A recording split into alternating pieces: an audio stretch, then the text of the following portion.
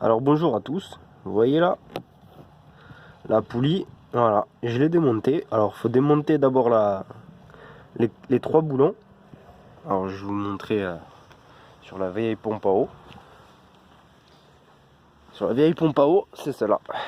Déjà vous voyez, elle est vieille. Il y a trois boulons, c'est là-dessus qui se fixe la poulie.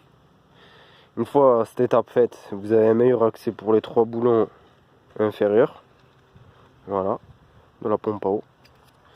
Ensuite, bon, d'origine, il n'y avait pas le... Vous voyez là? En fait, ils avaient mis de la pâte en fait.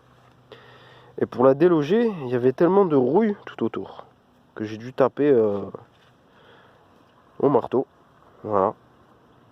Donc elle était pas toute jeune, hein, c'est normal. Hein. Voilà.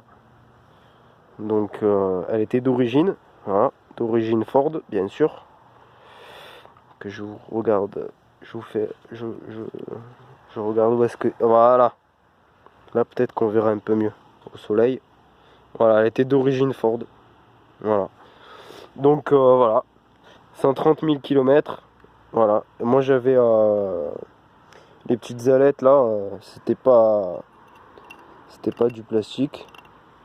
Enfin ça m'a l'air du plastique on dirait. De toute façon ça a cramé à la pris du jeu.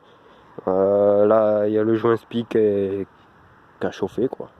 Il est tout craquelé, on le voit mal à la vidéo là. Mais il est tout craquelé, il est mort. Voilà. Donc ça fuyait à l'intérieur et voilà. Comme vous avez pu voir, hein,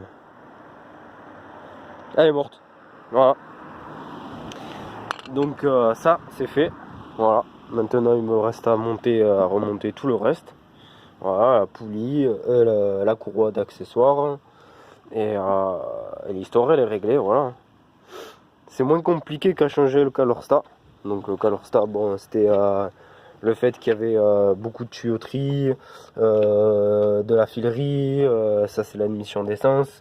Donc voilà, c'était compliqué parce qu'au final, pour avoir un meilleur accès des boulons, c'était les mêmes boulons, hein, c'était du 8 aussi. J'ai galéré finalement aussi pour avoir un accès, mais faut dire ce qui est, ça vient plus facilement en mettant bien de la pâte à joint. Qui résiste à 300 degrés bien sûr parce que c'est voilà, c'est du liquide de refroidissement. Je laisse sécher et cet après-midi je refais comme il faut. Bon, j'ai dû enlever le phare, voilà. J'ai enlevé le bocal, voilà, parce que le bocal il me gênait pour avoir un accès. Et ça sert à rien d'enlever la roue et d'enlever l'aile parce qu'au final c'est directement le châssis. Et voilà. Et normalement, si vous faites tout ça, vous y arrivez en même pas une heure. Voilà. Donc je vous remercie d'avoir visionné cette vidéo. Et puis je vous tiens au courant pour une nouvelle. A bientôt. Merci beaucoup. Au revoir.